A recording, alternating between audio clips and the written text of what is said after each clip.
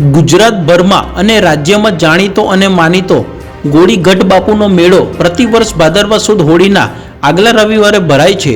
ગાયકવાડી રાસથી આ મેળો છે। ગાયકવાડી રાસથી આ મેળો ભરાતો આવ્યો છે। વાસુકુઈ ગામમાં હવે બે ગોળી ગઢ બાપુના મંદિર અસ્તિત્વ ધરાવે છે।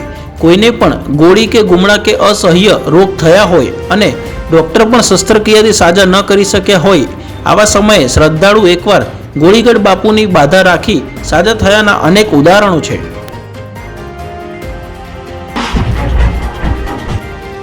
રૂપાના ગોળી ગોળી ઢીંગલા, માટીની ગોળી, અગરબત્તી, દીવો, નારિયેળ, ફૂલની રાખેલી બાધા આ દિવસે સાજા થયેલા શ્રદ્ધાળુઓ અચૂક રીતે ઉતારે છે।